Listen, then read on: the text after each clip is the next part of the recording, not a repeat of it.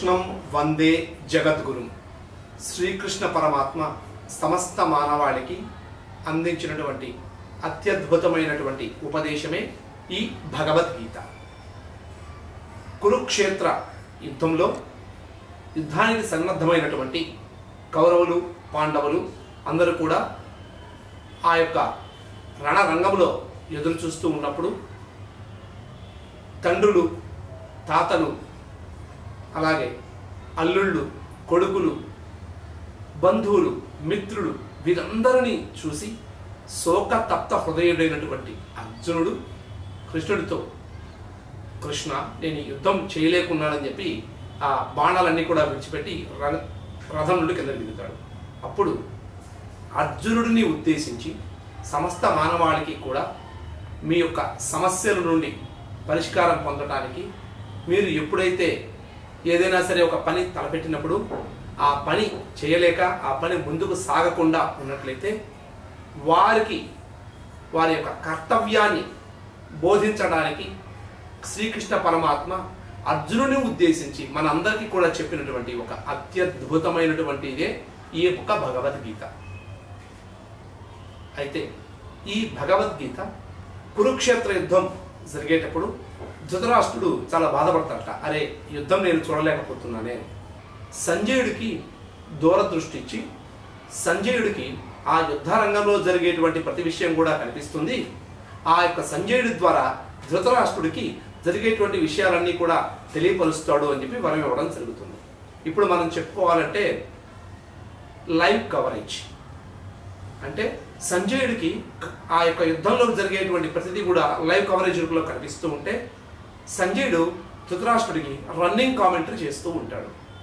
ఇది ఈ యొక్క భగవద్గీతకు ఇతివృత్తం, అంటే భగవద్గీత జరగడానికి ముందు జరిగినటువంటి విషయం ఇది. అయితే యుద్ధరంగంలో ఇలా జరుగుతూ ఉన్నప్పుడు ముందుగా ధృతరాష్ట్రుడు పలుకుతాడు. దీనితో భగవద్గీత ప్రారంభమవుతుంది. ఓం ఇది శ్రీమద్ భగవద్గీత ప్రథమోధ్యాయః అర్జున విషాద యోగః. ఈ యొక్క మొట్టమొదటి అధ్యాయము అర్జున విషాద యోగము. అంటే అర్జునుడు బాధపడుతున్నటువంటి సన్నివేశం. మొత్తం 18 అధ్యాయాలు ఉంటాయి. అందులో మొట్టమొదటి అధ్యాయం అర్జున విషాద యోగము. ఈ యొక్క అర్జున విషాద యోగము ధృతరాష్ట్రుడు చెప్పడంతో ప్రారంభమవుతుంది. మరి యొక్క ముఖ్యమైన విషయం ఏంటంటే ఈ యొక్క భగవద్గీత మొట్టమొదటి శ్లోకం, మొట్టమొదటి పదం ధర్మ అని ప్రారంభం చేయబడుతుంది. వ్యాస భగవానుడు ఎంత అత్యద్భుతంగా ఈ యొక్క శ్లోకాలని క్రమాన్ని ఏర్పరిచారో చూడండి. ధర్మ అని ప్రారంభమవుతుంది మొట్టమొదటి శ్లోకం. గత కొద్ది కాలంగా చాలా మందిని చూస్తూ ఉన్నాం. మీలో చాలా మందికి కూడా భగవద్గీత కంఠత కావచ్చు. చాలా మంది చూసి చాలా అద్భుతంగా రాగయుక్తంగా చదవగలుగుతారు. కానీ చాలామంది చూశాను నేను తెలుసుకున్న విషయం ఏమిటంటే చాలామంది భగవద్గీతని ఎన్నో అక్షర దోషాలతో చదువుతున్నారు. ఎంతో అద్భుతంగా రాగయుక్తంగా చెప్పినప్పటికీ అక్షర దోషాలు చాలా ఉంటున్నాయి.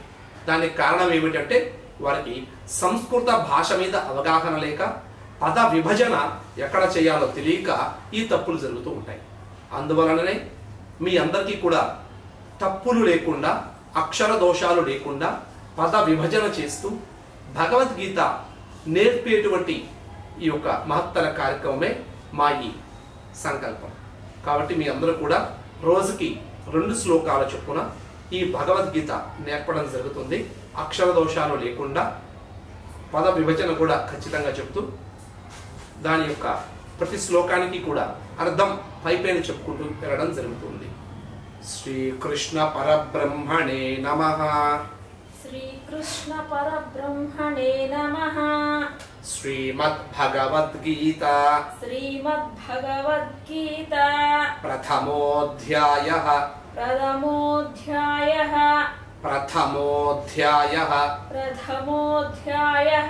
అర్జున విషాద యోగః. అర్జున విషాద యోగః. యుద్ధరంగంలో ఉన్నటువంటి ఆ యొక్క సన్నివేశాన్ని ధృతరాష్ట్రుడు అక్కడ ఏం జరుగుతుందో తెలుసుకోవాలన్న కుతూహలంతో సంజయుడిని అడిగాడు. ధృతరాష్ట్ర ఉవాచ ధృతరాష్ట్ర ఉవాచ ధర్మక్షేత్రే ధర్మక్షేత్రే కురుక్షేత్రే కురుక్షేత్రే సమవేత సమవేత యుయుత్సవః యుయుత్సవః మామకాః మామకాః పాండవాశ్చైవ పాండవాశ్చైవ కిమకుర్వత కిమకుర్వత సంజయ. సంజయ. ఇది పద విభజన. మళ్ళీ ఒకసారి మొత్తం కలిపి చెప్తాం. ధర్మక్షేత్రే ధర్మక్షేత్రే కురుక్షేత్రే కురుక్షేత్రే సమవేత సమవేత యుయుత్సవః యుయుత్సవః మామకాః మామకాః పాండవాశ్చైవ పాండవాశ్చైవ కిం అకుర్వత కిం అకుర్వత సంజయ. సంజయ. మొత్తం కలిపి చెప్తాం ఇప్పుడు. ధర్మక్షేత్రే కురుక్షేత్రే ధర్మక్షేత్రే కురుక్షేత్రే సమవేతాయుయుత్సవః సమవేతాయుయుత్సవః మామకాః పాండవాశ్చైవ మామకాః పాండవాశ్చైవ కిమకుర్వత సంజయ. కిమకుర్వత సంజయ.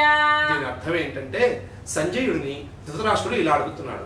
ఓ సంజయ, ధర్మక్షేత్రమైనటువంటి ఈ యొక్క కురుక్షేత్రంలో నా వాళ్ళు మరియు పాండవులు యుద్ధానికి సన్నద్ధులై ఏం చేస్తున్నారు అని అడిగాడు. మొత్తం 700 శ్లోకాలు ఉన్నటువంటి ఈ యొక్క భగవద్గీతలో ధృతరాష్ట్రుడు చెప్పినటువంటి ఒకే ఒక్క శ్లోకం ఇది. దాని తర్వాత ఎక్కడ కూడా మనకి ధృతరాష్ట్ర ఉవాచ అని మనకి చెప్పలేదు. ఆ యొక్క ధృతరాష్ట్రుడు అడిగిన దానికి సమాధానంగా సంజయుడు ఈ విధంగా చెప్తున్నాడు. సంజయ ఉవాచ సంజయ ఉవాచ దృష్ట్వా తు పాండవానీకం. దృష్ట్వా తు పాండవానీకం. ఇక్కడ తీసి చెప్తాను. దృష్ట్వా తు పాండవానీకం పాండవానీకం వ్యూఢం వ్యూఢం దుర్యోధనః తదా ఆచార్యం ఉపసంగమ్య రాజావచనం అబ్రవీత్. ఇది పద విభజన చేస్తూ చెప్పాం. మళ్ళా ఇంకొకసారి చెప్పుకుందాం. దృష్ట్వా తు పాండవానీకం వ్యూఢం దుర్యోధనః తదా ఆచార్యం ఉపసంగమ్య రాజావచనం అబ్రవీత్. ఇప్పుడు కొంచెం కలుపుతూ చెప్పుకుందాం. దృష్ట్వా తు పాండవానీకం వ్యూఢం దుర్యోధనస్తదా ఆచార్యముపసంగమ్య రాజావచనమబ్రవీత్. మరొకసారి. దృష్ట్వా తు పాండవానీకం వ్యూఢం దుర్యోధనస్తదా ఆచార్యముపసంగమ్య రాజావచనమబ్రవీత్. ధృతరాష్ట్రుడు అడిగిన దానికి సమాధానంగా సంజయుడు ఇలా చెప్పాడు.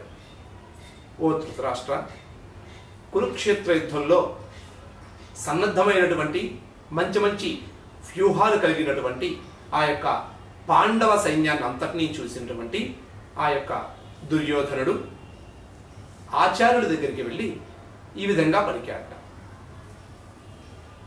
ఇది మనం మొదటి రోజు తెలుసుకున్నటువంటి 2 శ్లోకాలు.